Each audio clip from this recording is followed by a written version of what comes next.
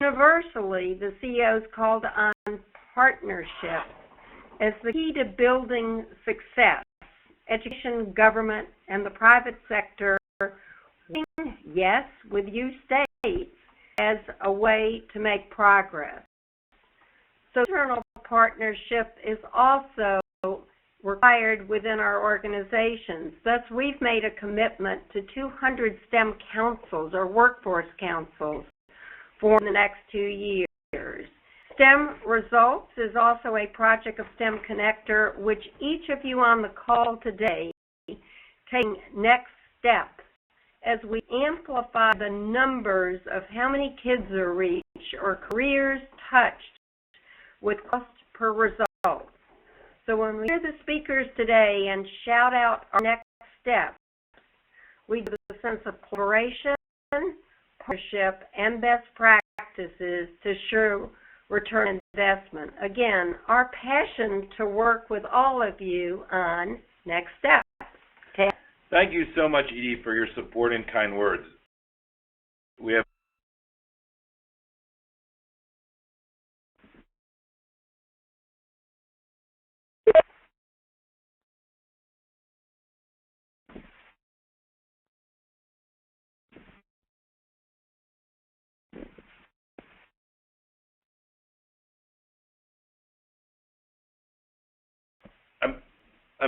questions. If you've never been to Charleston before, the timing is really ideal. My colleague Emily Vercoe of NextSteps Institute and Earth Force will be filling you in on the conference in a moment. In the past few years, educational stakeholders from around the country and the globe have mobilized in order to improve outcomes in STEM education. Funding sources from the public sector, industry, and foundations have oriented themselves to support a variety of initiatives to increase student interest and proficiency in STEM fields. Initiatives supporting both formal and informal STEM education are numerous. However, a series of even bolder initiatives has also emerged, imagining schools to support STEM education. Luckily, the proliferation of these comprehensive initiatives has taken on the name. These town halls are an attempt to contextualize these initiatives, but by providing perspectives from key stakeholders. Today's call will focus on federal and state resources that are available.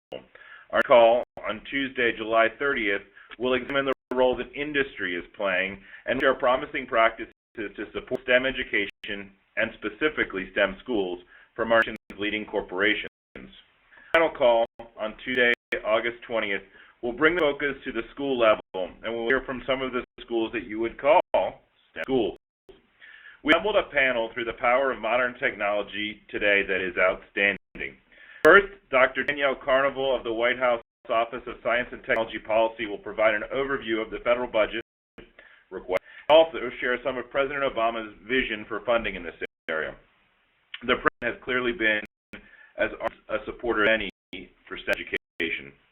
When talking about STEM education in the federal government, a good starting point should be the National Science Foundation. Colby from the Office of Assistant Director for Education and Human Resources will share with us some exciting research that NSF has sponsored that could provide some evidence for informed decision-making when designing programs and curricula. Next, we move to the Midwest, where Dr. Jeff Weld, Director of Iowa STEM, the Executive Director of the Iowa Governor's STEM Initiative, and his colleague, Kari Webb, who is running the Northwest region in Iowa, will share their perspectives. Iowa has mobilized resources across the state to support STEM. Jeff and Kari will also be sharing some exciting news with us. Jeff and Kari, we turn to Dr. Tom Peters, who runs the South Carolina Coalition for Math and Science. The new investment in high-scale manufacturing by firms like Boeing, Fluor, BMW, Michelin, and others has been a game changer for South Carolina and has led to some exciting STEM developments. Finally, we'll be joined by April McCrae from the Delaware Department of Education, who will join us to discuss how Delaware is supporting and has been supporting STEM schools. In the meantime, we'd like to hear from you with some questions. If you have any, please tweet them to us using the hashtag S4, the numeral 4, STEM. Once again, that hashtag is NS4STEM. That's the number 4 characters. Also, we encourage you to tweet your thoughts during the call. Our handle is @STEMconnector. And do not receive our daily newsletter. Please visit STEMconnector.org to get the STEM Daily and join over 10,000 subscribers. It's free. Please note that PowerPoint's presentations will also be available on the website at STEMconnector.org/townhall next couple days in PDF form. And then we will also be working to archive the audio. I think we missed a minute at the beginning, but we'll have most of it up there. So the important part is the speakers and us. So again, thank you again for joining us today. We're excited to kick off what will undoubtedly be an informative and lively discussion. I want to turn to my colleague Emily Vercoe, who will tell you a little more about the NextSteps conference. Vercoe is the Director of Community Partnerships at EarthForce, who oversees the NextSteps Institute, along with other collaborative programs. She is an elementary and middle school educator, field instructor, policy analyst, campaign manager, as well as a leader in the nonprofit sector. As a Bachelor of Arts in Fine Arts in Education and a master's degree in nonprofit management, and actively pursuing a master's degree in science education. Emily? Thank you, STEMconnector, for the opportunity to share information about the NextSteps Institute, also for building these great webinars as a platform to address critical issues in STEM learning and leading. Edie, Tony, and everyone else that's put tireless hours in, your work is so much appreciated, and thank you.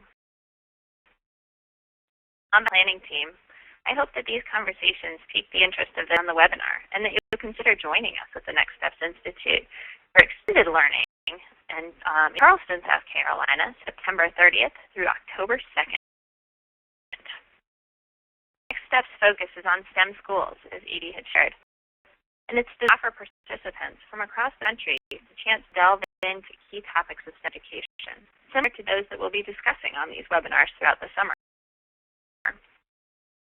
The Institute is organized along pathways of learning. Each participant addresses a different critical issue, or each pathway, addresses a different critical issue, and the participants choose the one that best fits their desired next step.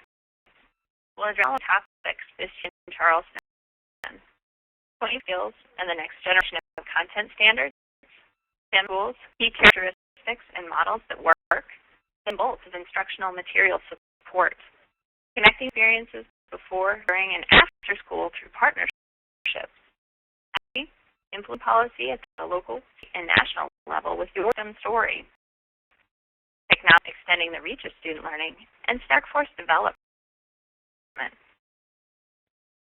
Participants will network with other STEM professionals, learn from the field, find inspiration from STEM experts and practitioners, and then action in local businesses and industry around Charleston. At the next, expect to cultivate strategies for advancing the implementation of instructional improvement, practices, and models from nationally recognized leaders and programs, and strengthen strategic plans to improve STEM learning in your communities. We've already discussed the Institute as a part of EarthForce. We're hosting this year in partnership with South Carolina's Coalition for Mathematics and Science, the local STEM Collaborative, the Center for Excellence at the South Carolina After School Alliance, and STEMconnector. Information on the Institute, details on each of the pathways, or other program information, please go to www.nextstepsinscience.org. Make sure that we have that address up for folks. And I guess I'd just like to close and say that whether you're new to the STEM field or well-versed in the practices, Next is a welcoming environment that meets participants where they are on their STEM journey and provides opportunities to explore next steps. I see you in Charleston, and for anybody on the call to take those steps with us. Again, thank you, STEMconnector, and I really look forward to hearing from our speakers. Before we introduce our next speaker, Danielle, are you on the phone? Yes. Great. Okay, I'll give you a brief introduction. Our next speaker is Dr. Danielle Carnival, Ph.D. Senior Science Policy Advisor at the White House Senior Policy Advisor at the White House Office of Science and Technology Policy, also known as OSTP. As a Senior Policy Advisor in the White House Office of Science and Technology Policy, Danielle advises the administration on STEM education and biomedical policy issues while also assisting with the President's Councils of Advisors on Science and Technology, also known as PCAST. In addition to an advising role, Danielle works with the relevant agencies to coordinate STEM education activities across the federal government and outside stakeholders towards administrations for improving STEM education. Danielle is a formal AAAS, American Association for the Advancement of Science Fellow, and an administrative veteran on critical issues, a mission veteran rather, on critical issues including the White House Brain Initiative, and also was the Associate Director for the President's Council on Jobs and Competitiveness. Thanks for joining us today. Thanks for having me.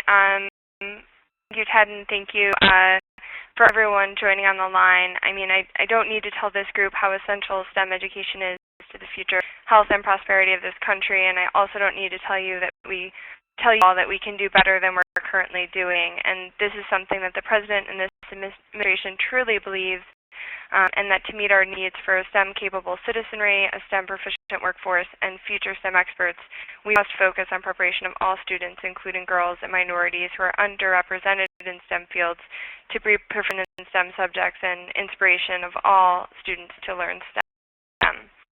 As PCAST laid out in its Prepare and Inspire report on K-12 STEM education, that we need to focus specifically on a few major goals to up our game in STEM education for all children. One, we need to recruit and train 100,000 great STEM teachers for over the next decade who are able to prepare and inspire students. Teachers with deep content knowledge in STEM subjects, mastery of the teaching skills required to engage students in learning. We inspire many more students, including girls and those from groups traditionally underrepresented in STEM fields, to achieve in STEM by providing mentors, role models, rigorous courses, and more hands-on experience in experimentation and engineering design. Three, which is directly related to the topic at hand today, boost our efforts in promoting K-12 schools that prepare students to be career and college-ready in high-demand occupations, including STEM. We need to make progress on all of these fronts by making STEM a priority in existing federal education programs, as you have seen most poignantly with Race to the Top, building on the success of some fantastic existing STEM education programs at Department of Education, Energy, NASA, NOAA, and others, including those that you'll hear about from at National Science Foundation, and by leveraging the strong interest of incredible partners like many of you on the line today. These priorities you will see supported in the President's budget request, and we hope to be able to make bold investments towards these important goals for STEM, which is an area of national priority. All listed above can benefit from the President and this administration's focus. We are not going to win this battle to remain the technology, innovation, and entrepreneurship leader in the world without the committed partnership of educators, administrators, private sector companies, and best-in-class nonprofits who know how much STEM education matters.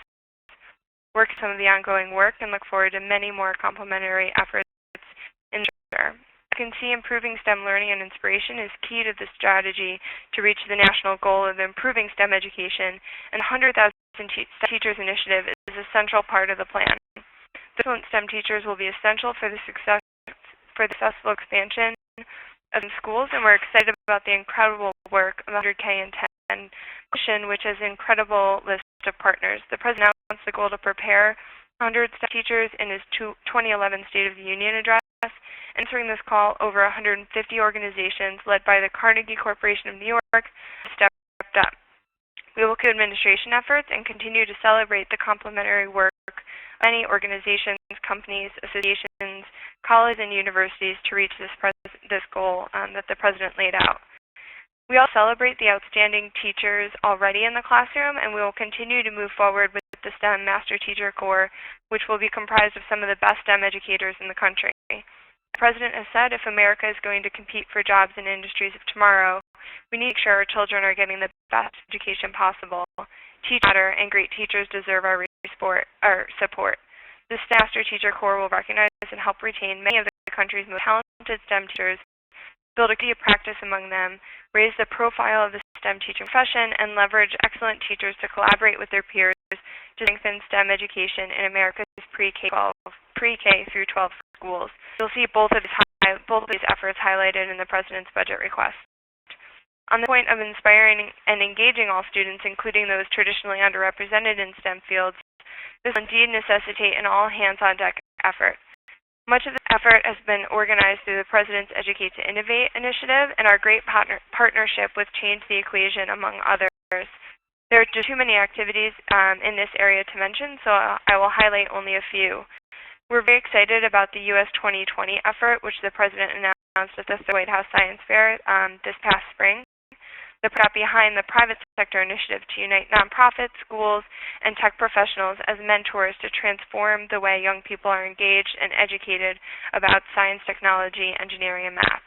The call is for CEOs to commit 20% of their technical employees to teach or mentor for at least 20 hours per year by 2020. These mentors would serve as role models for students in all classrooms and could be a great benefit to STEM schools. I hope to see STEMconnector highlight some of the leading women and CEOs in STEM, and we hope some of them continue to lead the way in serving as teachers and role models for the next generation of inventors, researchers, and innovators. And similar engagement efforts stand on the shoulders of incredible work by many groups over the years. Just to mention a few, National Center for Women in Information Technology, National Math and Science Initiative, Medical Institute, Carnegie Corporation, Gates Foundation, and many others. Another avenue are the countless number of high school competitions that engage students in hands-on solving of real-world problems and challenges, and they're growing and are an incredible learning and inspiration tool for STEM students. The President honored some of these winning students at the 3 House Science Fairs, but we are excited about the number of companies and organizations interested in launching prizes and supporting teams, and we will continue to celebrate the successes and lessons learned from these efforts. And most relevant point, the President in his 2013 State of the Union address issued a call to better equip American graduates for the demands of the high-tech economy. Specifically, he called on the nation's high schools to forge new partnerships with colleges and employers and classes that focus on STEM, calling them the skills his employers are looking for to fill jobs that are there right now and will be there in the future. We're promoting and funding this work through the Department of Education, NSF, and other agencies, specifically through the Department of Education for schools to make connections to employers and colleges to engage students in job-relevant skills to prepare them for a future career and to prepare and inspire them to pursue STEM in higher education. This alignment with PCAL in the report to create 1,000 new STEM schools over the next decade, those including the elementary and middle school level, and those specifically serving minority and high-poverty communities. And we have this call, and we are working on answering it. There are amazing examples of some of this work across the K-12 in schools, and we are now in the process of learning some of those best practices, lessons learned, which will inform our efforts going forward in high school redesign in addition to STEM-specific focus across pre-K through 12. We're inspired by the work of many of our partners, some of you I'm sure on the line today, including Project Lead the Way and the National Academy Foundation, the industry partners who just have some similar examples in the pre-K through 12 space. Specifically, we'll see these areas of importance in the President's budget request.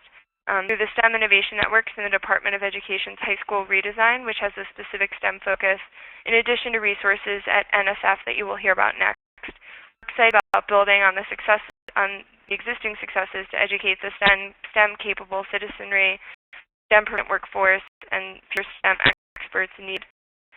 On the Innovation Networks, these partnerships will help district leaders harness local, regional, and national resources to transform STEM teaching and learning by, for example, implementing innovative research-based practices and building teacher capacity. Each will engage in activities based on local needs, such as bringing quality professional development to STEM teachers and developing and evaluating instructional models that will help meet STEM-focused college and career-ready standards. And on STEM-focused schools, the President budget requests an investment at the Department of Education for a new competition to kickstart a redesign of high schools to emphasize real-world learning. The President's plan would invest in redesigning high schools to focus on providing challenging, relevant experiences and preparing students for college and careers. Schools will develop new partnerships with colleges, community partners, and/or employers, and many can focus on STEM subjects and skills, ensuring that our nation's capacity to create and innovate is never limited by a shortage of talent. So we're really excited about what we've seen going on the outside. We're ready to learn from what resources have already funded and what researchers have been able to learn from, and we're ready to hit the ground running with our outside partners and really make a change in K-12 STEM education. So thanks for joining, thanks for being interested, and continue to feed in some really great innovative examples that we know are happening on the outside, and we'll continue to partner with you to move forward. Well, thank you very much. Will you be able to stay for the Q&A at the end? I'm able to. I'll let you know if I get pulled away. Okay, thank you. Exciting. A lot of great things going on in the administration's plans for STEM education. As Danielle mentioned, one of the primary arms that is working within the federal government to support STEM education is the National Science Foundation. And a friend of STEMconnector, Jim Colby, is joining us today. She's been the communications staff assistant and science writer editor for National Science Foundation's Assistant Director for Education and Human Resources for more than 20 years. He has conceptualized and prepared speech materials for the Assistant Director, reviewed Directorate publications, and prepares sensitive correspondence for the Office of the Associate Director. He also collaborates on the planning and implementation of annual merit review and mission events for the Presidential Awards for Excellence in Mathematics and Science Teaching, a White House program administered by NSF. Jim, look forward to hearing your remarks today. Thank you, and Edie, thank you for having me on. Looking at my picture, good Lord, I never look so good. I was STEMconnector for the opportunity to do this, and I'd like to begin by saying, Danielle, that was only half of what the White House has going on, and I hope everyone understands. That's true, but I was limited by time. No, Ted, in all fairness, Ted gave us each 8 minutes, so I turned my Apple iPhone on and put the stopwatch on, and I thought, my Lord, she did half the OSTP portfolio in 8 minutes, just perfectly done. Gentlemen, that really is a serious comment with just a little bit of a laugh line, because the current president and the current Office of Science and Technology Policy is just way out in front. All kinds of rigorous activity to bring us to what at NSF we start to think of as a defining moment. We have all kinds of new collaborative partnerships across different sectors and stakeholders, and things are coming together in a way that I think will produce an event horizon for K-12 education in the very near future. I have worked here since 1991 in the Office of the Assistant Director of NSF, Dr. Joan Farini-Mundy, and she is currently the co-chair of the White House National Science and Technology Council's Federal Coordination in STEM Education Task Force. And most of you, I think, maybe on the call are familiar with NSF, but just quickly, we were established by an act of Congress in 1950, and we are an independent agency of the federal government. Our director is appointed by the president and subject to Senate confirmation. Cora Merritt, a noted scholar and leader of generous reputation, is currently our deputy director and at the present time serving as the acting director of the National Science Foundation. Is our nation's premier funder of essential civilian scientific research, both disciplinary and education-focused. In 2012, the agency received nearly 50,000 proposals for funding and funded 11,500 for a funding rate of 24%. And factoids that may be of interest to our audience is the number of K-12 practitioners, teachers, who are currently involved in an NSF-sponsored activity. And as of the 2014 budget request, we estimate that number to be 44,800 teachers who are participating in an NSF project. The goal of STEM education at NSF is broad. It goes beyond my directorate, the Education Directorate, and it has tentacles throughout the entire agency. We do not separate STEM education function from activities of our research directorates and fundamental discovery. Our education programs draw on a natural symmetry between assets of discovery and research and generation of knowledge about how we communicate those assets to all learners in all settings. And simply, that's just the SF take on the integration of research and education. If Oliver will proceed to my first slide, I've only got 2 slides, thankfully. I've covered what is NSF and what does it do. And I love this little fella here. I use him quite frequently. You don't have to know calculus to make sure I do. And second bullet, which I'll go into now, is how can NSF help in your work to improve teaching and learning in your school? And our education research portfolio is so deep and broad here. There's not enough time in this brief presentation for me to even begin to cover the waterfront. We have a number of programs that directly affect teachers. Our innovative experiences for students and teachers program, research experiences for teachers in engineering and computer science, our Discovery Research K-12 program. All of these activities here at NSF are designed to create the knowledge that pushes the event horizon that I was talking about earlier, how it pushes us closer to the event horizon. One of the challenges we have at NSF is how do we get that new knowledge into the hands of practitioners? And the second slide is where I think we may be able to help today. We have, some may know that about 1.5 years ago, Congressman Frank Wolf of Virginia asked the foundation to think through what makes a successful experience in school. And the question that the congressman presented to us was so elegantly and simply phrased that it stumped us for a minute. And sent to the National Research Council here in Washington, and we made an award to them, and they produced a wonderful report on successful K-12 STEM education. And it's a National Science Foundation initiative helped along by this wonderful NRC report.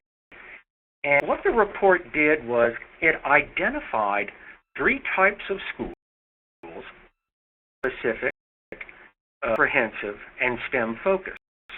And the report identified a number of criteria by which we might be able to have research answer the questions on whether we're meeting that criteria or not. What makes for a successful school?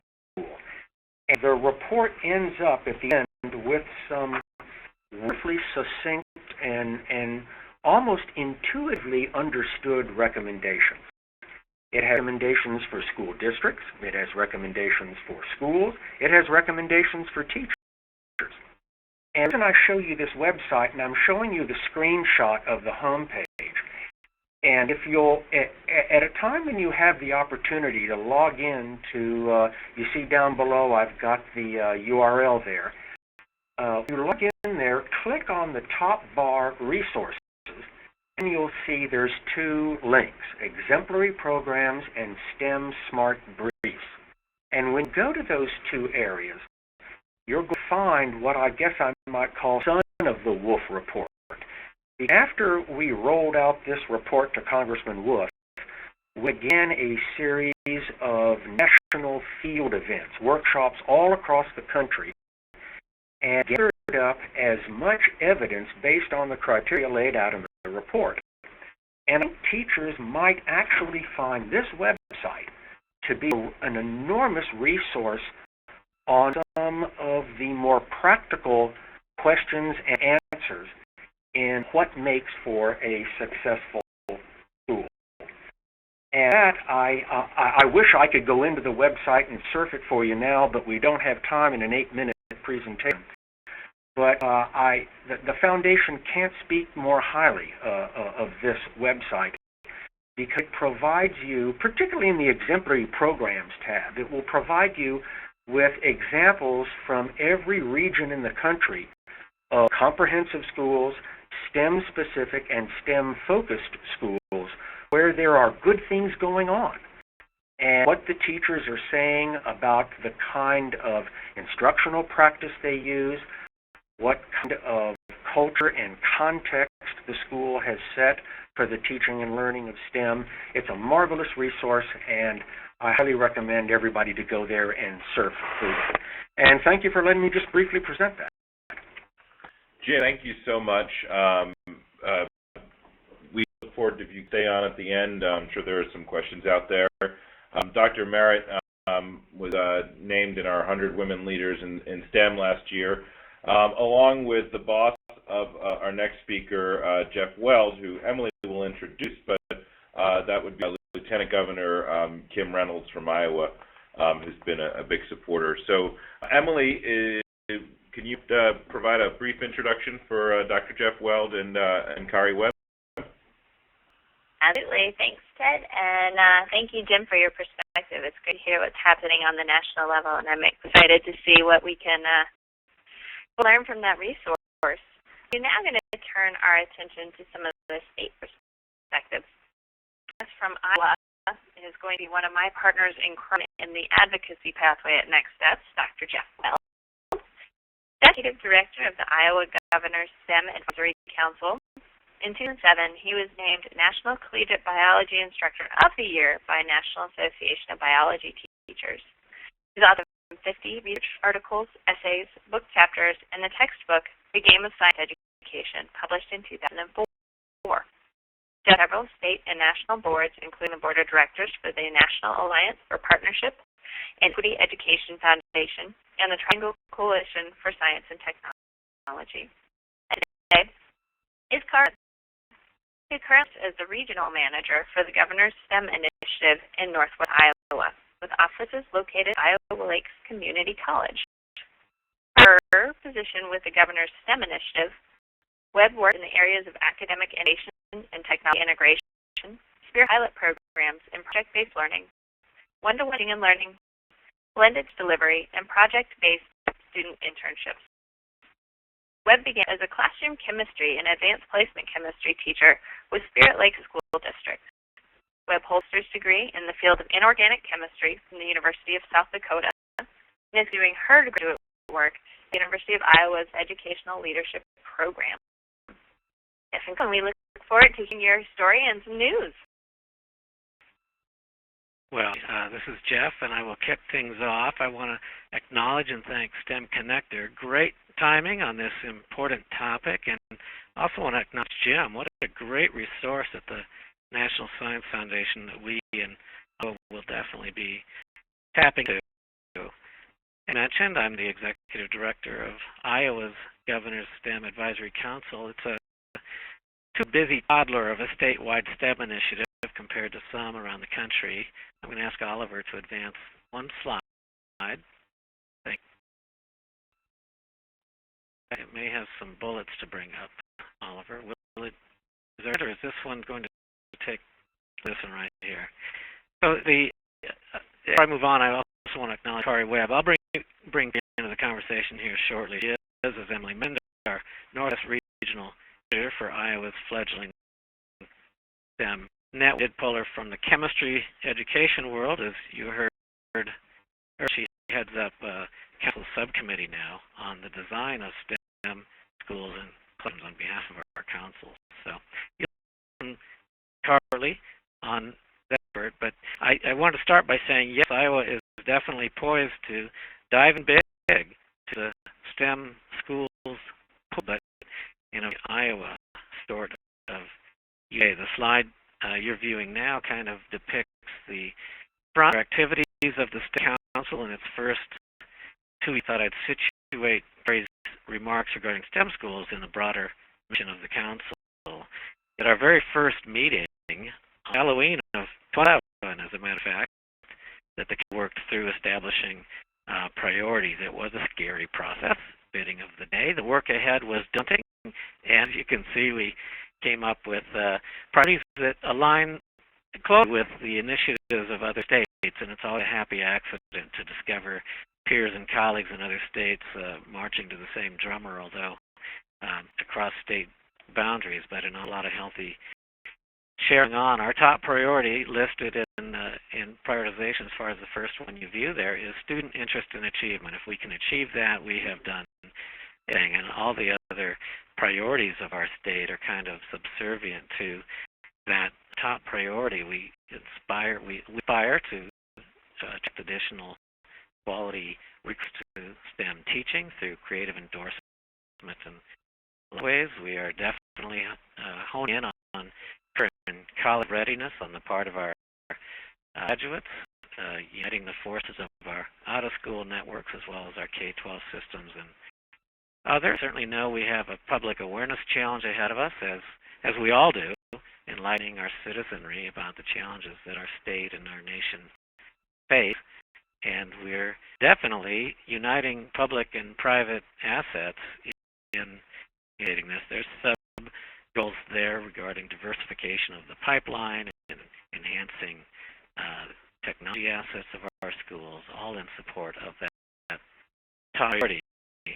And it all feeds into STEM schools in a poetic sort of a way, in that over the first 2 years we've launched a number of programs and efforts, really setting the table very nicely for what Carrie is about to share with you, the STEM school and classrooms. It's going to be a very natural outgrowth of some efforts that are taking place in Iowa now. Notably, in the first 2 years of the initiative, we have sunk a lot of energy into scaling up exemplary STEM programs to hundreds of schools across the state, thousands of children. We've simultaneously been developing, thanks to the efforts of a subcommittee of the Council, a STEM lecture model for teaching in our state. We're working hard on STEM professional development. A number of the exemplary programs we're scaling bring a Ph.D. component, and we're also developing criteria for a comprehensive model of STEM Ph.D. And state. Carrie is the Northwest Regional Manager. She's part of a new statewide STEM network of institutional hubs, each staffed by expert managers. Within weeks of launching a public awareness campaign across the state, we're engaging a very active out-of-school community of zoos, museums, and designers and nature centers, and we're doing a business engagement model that can be disseminated through the network. So naturally then, STEM schools and classrooms. And so I think the next slide, Oliver, for Carrie, has been heading the team of council members and other professionals in visioning Iowa's brand of STEM school classroom, which I think everybody's going to find intriguing. And we'll save the announcement. Or maybe Carrie's got the announcement prepared in her remarks. With that, I welcome Webb to the conversation. Thank you, Tom. I've selected this slide's background because STEM schools in Iowa will be as specialized as Pioneer seed corn. They're going to be uniquely hybridized and masterfully crafted to grow best where they're planted. There's a single recommended model for Iowa STEM schools, but instead all Iowa STEM schools will be characterized by specific criteria, which will foster a consistent approach to STEM education, allow for the organic development of STEM schools, matching local strengths, local challenges, and local resources. In the next slide, we have 3 different criteria we've established, which should align with what we consider to be best practices. And the first, STEM schools will have redesigned STEM learning environments, and we envision these environments to be technologically rich, collaborative spaces. We see the student in STEM disciplines as the worker, and the teacher taking their position as mentor or coach rather than the direct deliverer of content. Next slide. We will focus on an integrated STEM curriculum, which will endeavor to deliver personalized, deeper learning We have the mastery of academic curriculum with a deeply integrated STEM focus, self-learning, and Iowa as a state is exploring competency-based education pathways.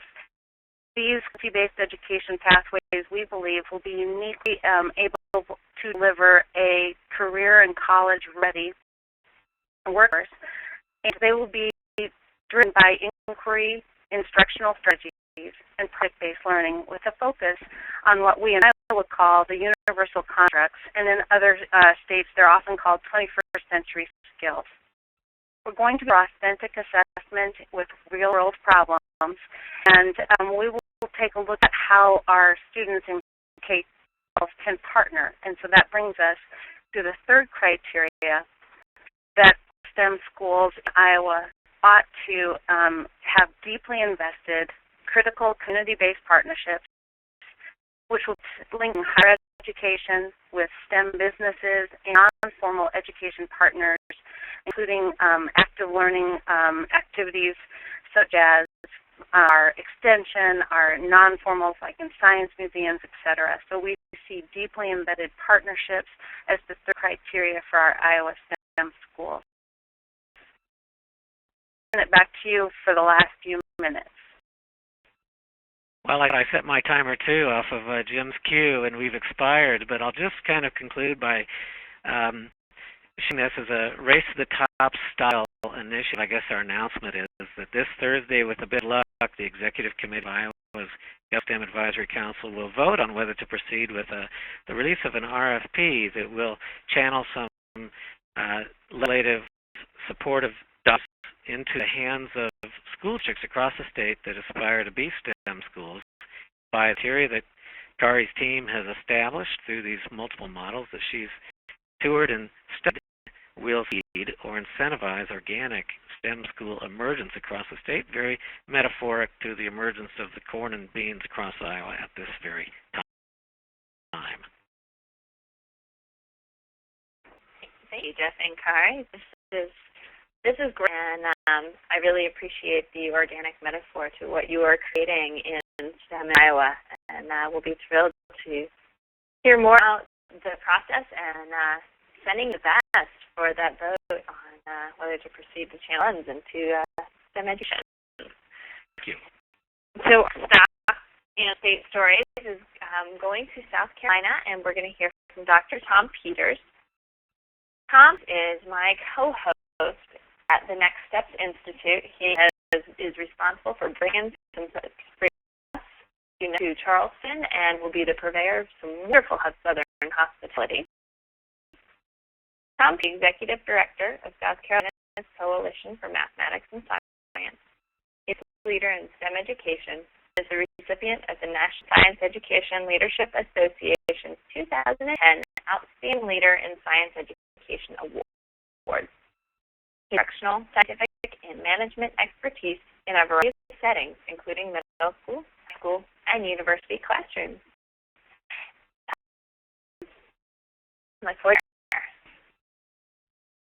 Well, thank you for the introduction. And Oliver, if you can give me a slide, we'll get it. I'm a visual learner, so I have to see what I'm going to say.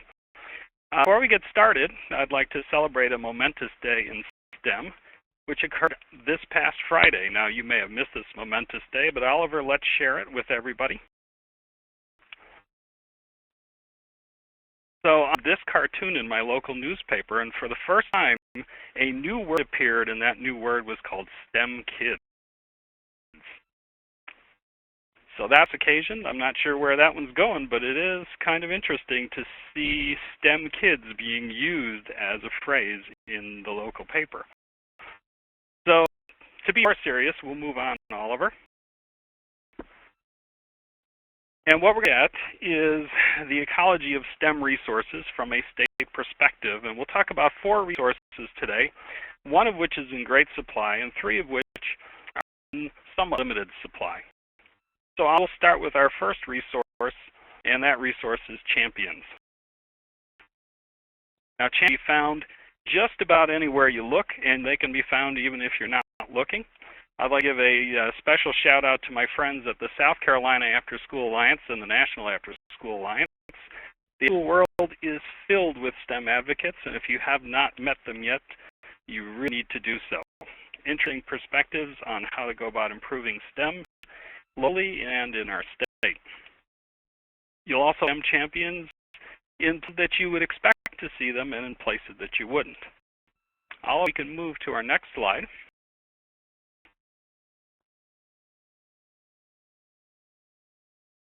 About a resource that's in, back to the gold miner. There we go.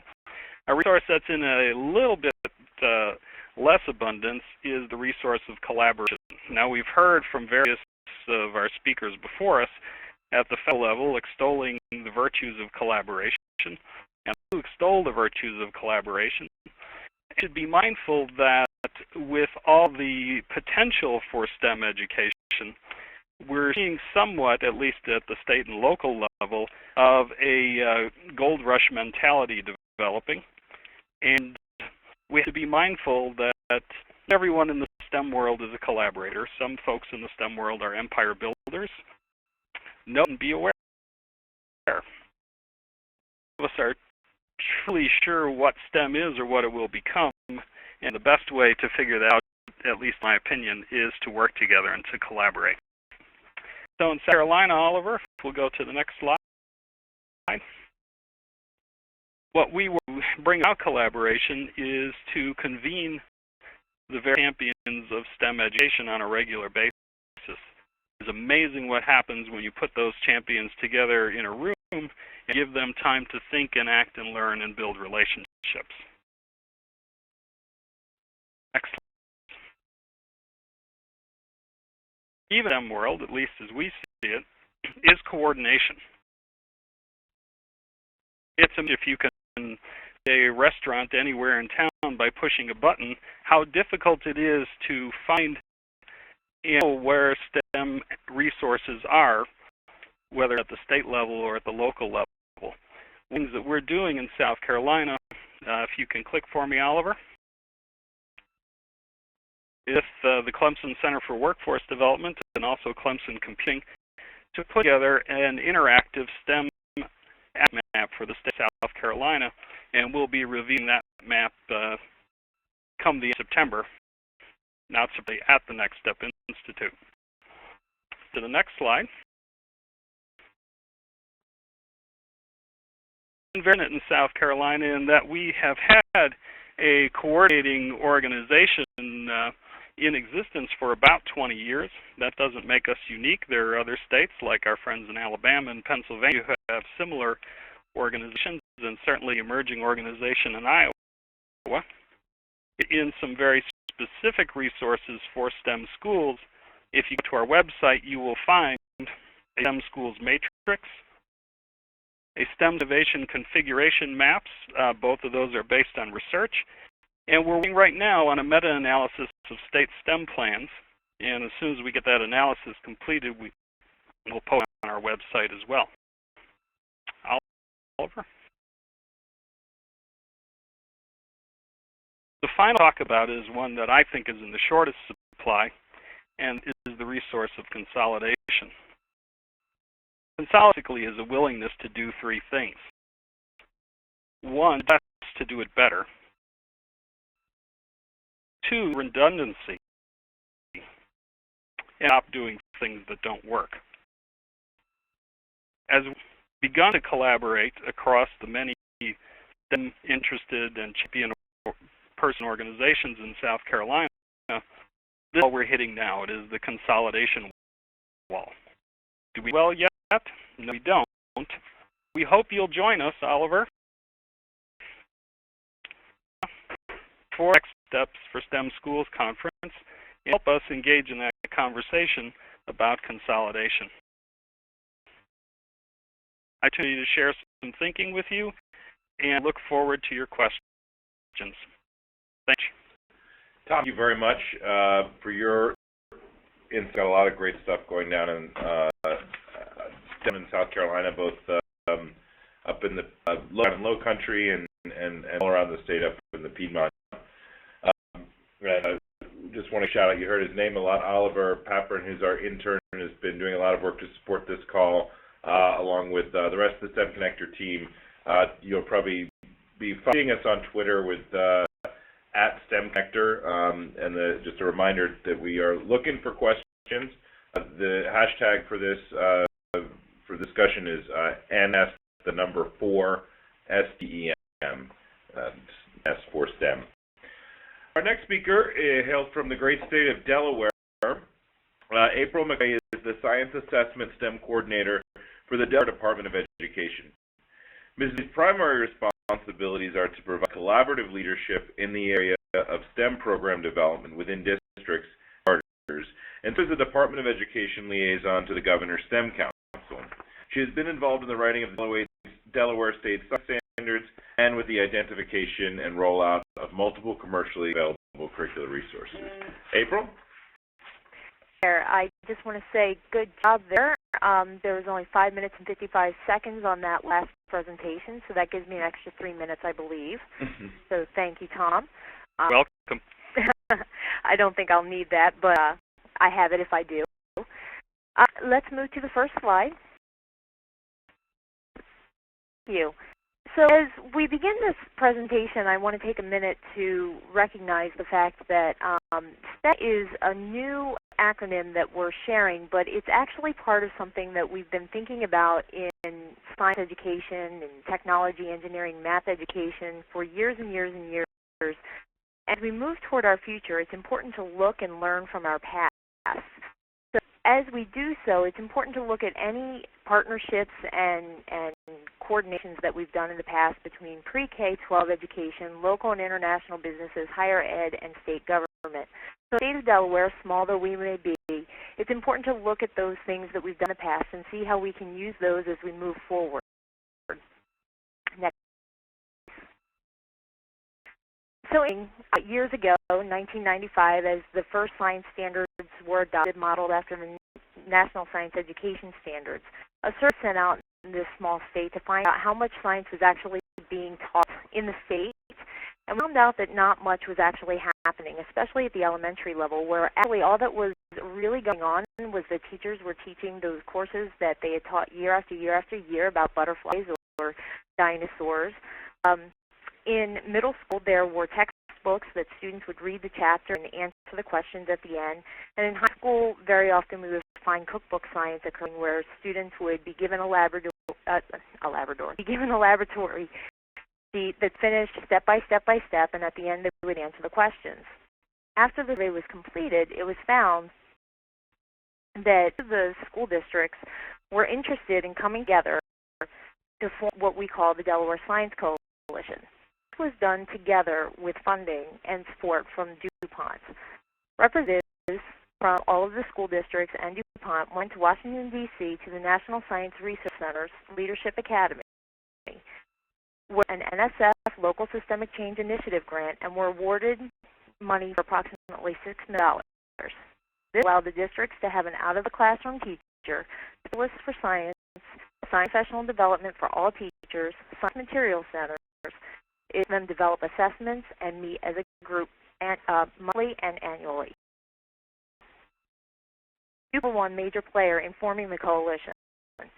Jack at the time was working for the DuPont for Education. He worked with Rachel Wood, a teacher on loan with the Delaware Department of Education and the Red Clay and Sussex school districts. They wrote and rented the NSF grant. DuPont gave their time, their money, and volunteer services to help the coalition succeed in its early days, often moving kits from one place to another, cleaning them, and helping with professional development. It's also, and they're very important, that DuPont and the coalition formed the Foundation for Science and Math Education, or DFSME, 501c3, with the goal of getting corporations to pool their grant funds so that they could be pooled to systemic reform efforts rather than individual grants that may or may not have impacted student learning. Next slide, please. This is our house. In this, we actually use pickup trans, but nowadays you actually see that we have a warehouse that looks much more like Lowe's or the services all K-10 Ours is supported with common curriculum, warehouse stats with 6 warehouse workers. There are public school districts in the state of Delaware and all but 3 charter schools of the coalition. This that we as a state have statewide vision and goals prioritized with a strategic plan. We have administrative and programmatic support, and we have community support and partnership that's voluntary. Next slide, please. We have a comprehensive statewide curriculum with professional development and assessment that's mandatory for all teachers. As you can see on the slides, these teachers are actually voluntarily working through each of the lesson plans that they do with their students and are able to communicate with one another across state and district lines. So all of these teachers are from different school districts throughout the state. Next.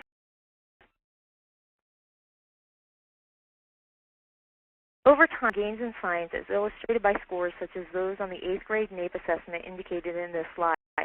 As you see, in the mid-1990s, science scores were well below national averages, but by 2005, scores had leapt significantly above national averages. We've come more even keel in the more recent years, and a new step in educational investment has become warranted. Now, STEM versus science as a siloed subject. Next slide. In January, Governor Jack Markell signed the Executive Order 15, an act that officially created the Delaware STEM Council. The council has 3 goals.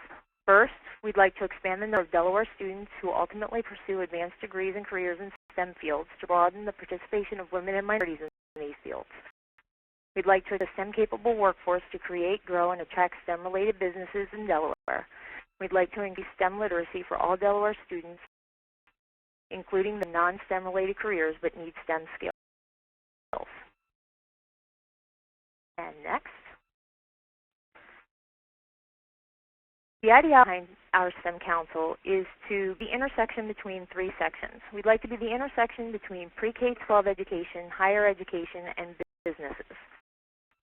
We'd like to, for the goal of increasing STEM literacy for all, increase the number of STEM degrees achieved by students in the state of Delaware, and to bolster the STEM workforce.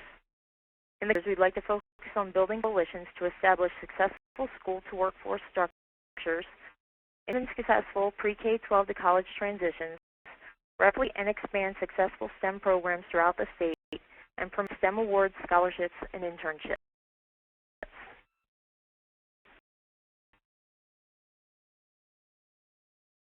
And needs of businesses are heard in the discussions of pre-K-12 and higher education. The STEM Business Network was formed parallel to the Governor's STEM Council.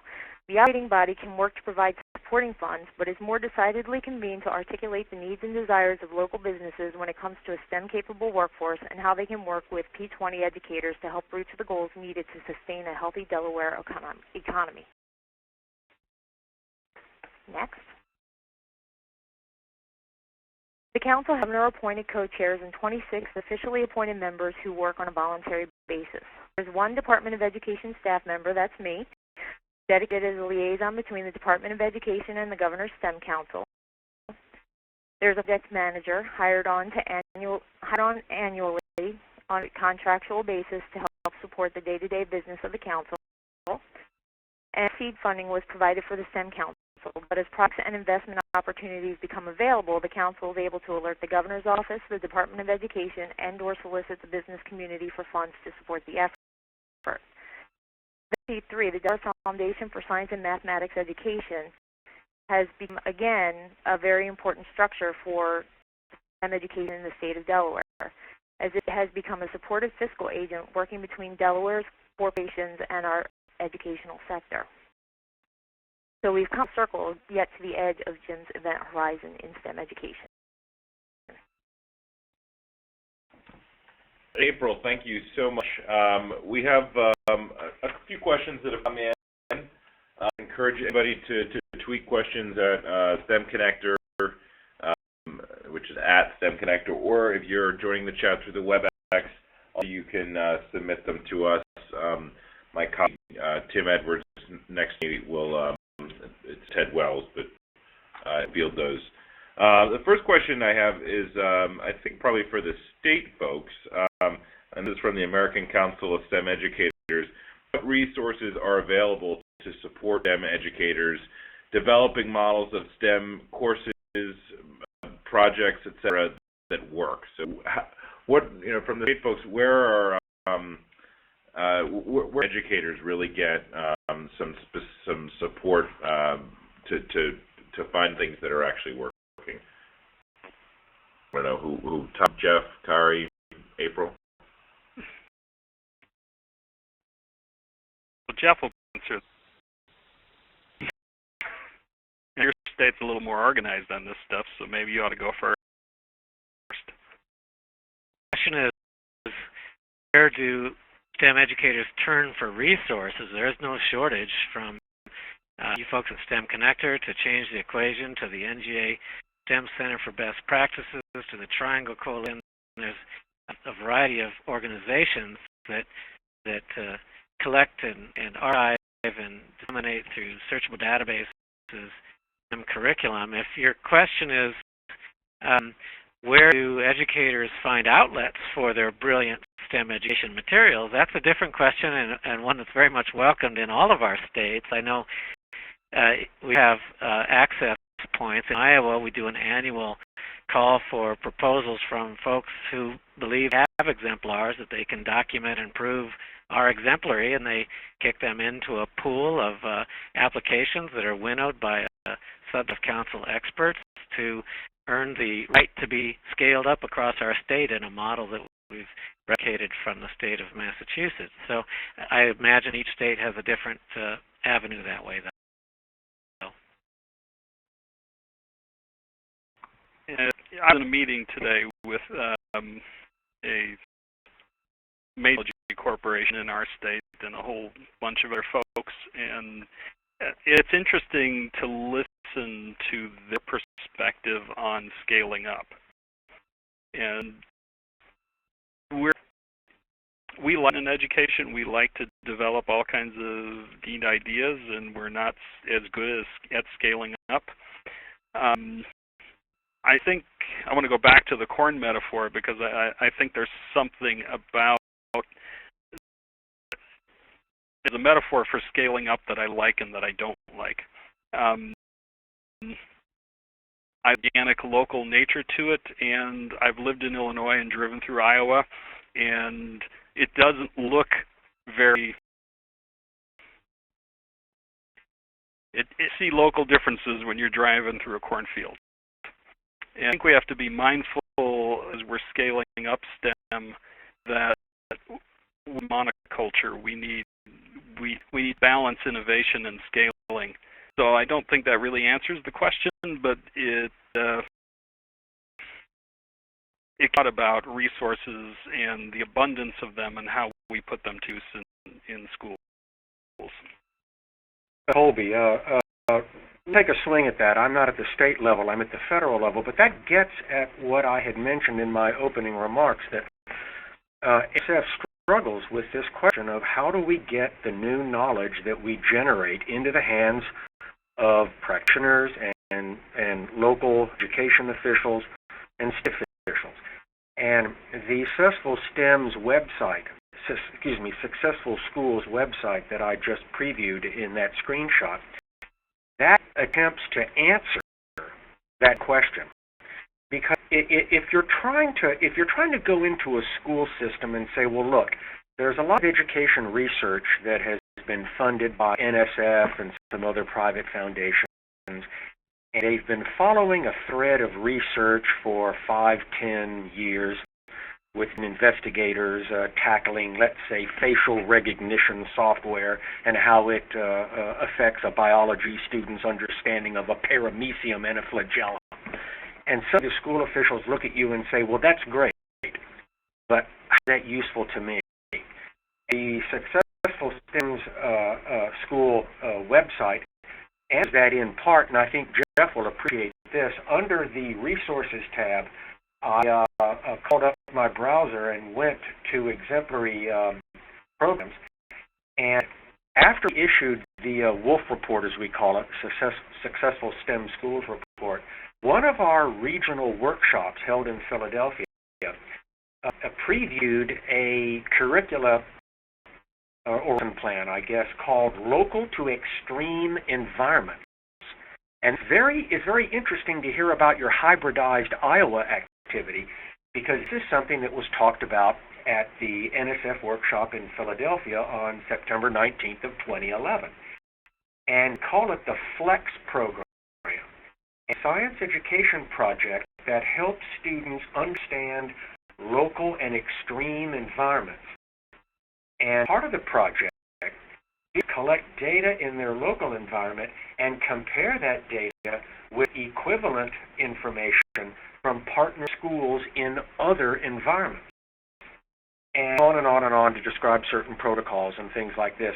But this is a good example of a resource that a teacher or a school principal might look at and go, okay, this sounds interesting.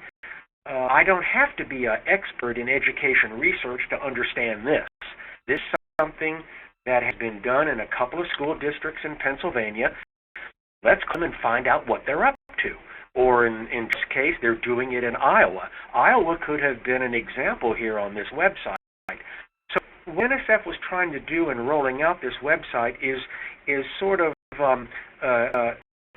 Wizard of Oz, you're not supposed to look behind the curtain at who's speaking back there. Well, what's the problem with education research? It can be so granular at times, it doesn't give itself up very easily to scale up in dissemination. So that's, I think, one reason why Congressman Wolf asked us, try to find a more simplified way of understanding why some schools are successful in teaching STEM and some aren't. And so we're kind of following this primrose path, and the website has some wonderful stories, if you will, of schools all over the country trying different things. And I think it makes it more approachable for the practitioner, because they don't have to read through a 100-page report on a 2-year project on facial software recognition. That's not a good recipe for scale-up. And particularly, I think we're beginning to realize at NSF that sometimes the most effective dissemination is a simplified dissemination. And I'm really excited. I want to learn more, Jeff, about what you're doing in Iowa on that hybridized activity. That is very, very interesting to me, and something I'd like to share with the education staff here.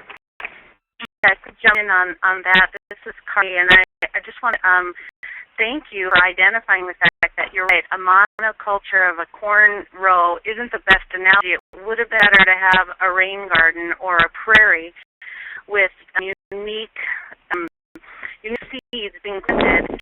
They grow, they're planted, and I think one important point to note here is that when we talk about scaling up projects in Iowa, yes, we're infusing research-based STEM programs, but when they hit the ground, that's when the uniquely local connections emerge. And so, for instance, when you take a research-based project that has some teeth to it in terms of its national effectiveness, and you put it into a local Iowa community, where we're trying to engineer the hybridized model is we are requiring, for the most part, community partnerships to implement that program. And it's there that the organic connections begin to flourish, because when you take a local business partner and pair them with a K-12 educator and with a proven effective program, it can be brought to scale and yet at the same time retain its local flavor. Yep. That's great, folks. Thanks, Kari. And I think that's a segue to plug for our next call, which is on industry and that piece of the three-legged stool getting engaged. Some other questions that I'd like to get some other folks. Danielle, if you're still on, this question is sort of directed at you, and I think others could chime in at the state level. And Jim, I know you guys have done a lot with the broadening participation funding stream. But as a reference by Dr. Carnival at OSTP, this is from Michelle Williams at SECME, about the importance of engaging underrepresented populations in STEM. What strategies or policies are being employed in the other initiatives that the White House is working on, the administration, to ensure underrepresented students are reached, particularly given some of the longstanding barriers to achievement are faced in underserved communities? I think this just touches on a part of what is a national goal that we're it's a huge focus for us at STEMconnector is engaging women and increasing outcomes and improving outcomes of women and underrepresented minorities in STEM at all levels. So just if you could touch briefly on that, Danielle, and Jim, if you want to do a little plug for the BPS funding stream. I'll take a first stab at it. What a great question. It's something that, I mean, throughout all of our STEM education initiatives, and this is pre-K through graduate school, there's a strong focus on broadening participation. Unless we get a greater segment of our population engaged, interested, and succeeding in these areas, we're not going to be doing justice to education in this country. So it's something that we're definitely looking at how to break down those barriers. One example is a tech inclusion initiative, which I think has had some really good results. We rely on a lot of our outside partners on these to kind of give feedback on what programs are working. On women in tech, as I said before, NC WIT is a great partner, and really just getting good mentors, good role models, and hands-on exposure to what investment in STEM, what kind of career or job that will lead to has been shown to be really important for those communities. And like I said, getting examples of someone who looks like them in this career succeeding has been something that we've really focused on through the Department of Education programs on STEM education, and then I'll pitch it to Jim for comments on the NSF programs. There's a mute. They're filming the hallways at NSF. It's 6:13, so I thought, no, you don't want to hear that. Here in broadening participation is fused in one of our programs. In fact, in most of our solicitations, one of our merit review criteria is the broader impacts criteria, and I know Danielle is familiar with that one. And of course, broadening participation to us means more than just the racial and ethnic tag. It's also a geographic issue, it's a demographic issue, it's trying to find the folks who have yet to partake of serious science research and science education research and get them into the NSF family. And then I'm probably going to change, segue off of something that Danielle said quickly, and I pulled up one more thought on our Successful Schools website, because it's an interesting example of how a local school or district can find information on what form would be available only to an education researcher. And Atlanta, Georgia workshop just last month, in June of this year, we had a presentation by Dept, the Accreditation Board for Engineering and Technology, on how to develop a framework for evaluating the teaching of engineering at the K-12 level. Now, across the United States, there may be schools thinking about, hey, we're teaching algebra at the 7th grade level now. Let's get into the engineering game. How are we going to evaluate the effectiveness of that? So you can go right here and find an immediate case study from the Atlanta workshop that might help you leapfrog over the difficult issue of having to read through literally. In other words, if you want to do the metadata collection on education research in that area yourself, you're certainly welcome to do it. What NSF is trying to do is provide that sort of roll-up activity for you so that you can get moving and testing things at your local level and seeing if they work. Danielle and Jim, thank you very much. We're running into our time end, and it looks like we've actually we're over a little bit. So I'd like to. We have one question, and I think maybe it would be better to invite our panelists today, who I'd like to extend from all of us at STEMconnector and NextSteps. A sincere thank you, and we look forward to continuing this conversation. I would invite all of you to start together a blog post on the STEMconnector blog, and maybe looking at this last question, that what are some concrete steps a school wanting to start a K-12 STEM program where would you start? Where would you what do you have available? And let's maybe put that put the keyboard blog and get that out there. Just a couple. Just encourage everybody. STEMconnector, we just released an Ed Tech report that's available on our website. That educational technology is a huge piece of this. My colleague here, Brian Jackson, worked on it with the folks at Astra. And I also would like to encourage you to check out our 100 CEO leaders in STEM that came out, and we talked about DuPont, and their CEO Ellen Coleman is on, and DuPont will be speaking on the next call. We will be releasing our speaker list for the July 30th call very shortly, and we look forward to you being able to join us. Thank you so much. Emily, did I miss anything? Maybe you. I think you're good. I was on mute. Okay. Everybody, Thank you all for joining us and spending some time. I look forward to hearing the answers to some of your thinking. Also, just remember, everything will be available on the website as soon as we can get everything together and up. Great substance. Have a great day. Connector. Thank you. Thank you, Ed. Thank you, Ted. Thank you, Edie.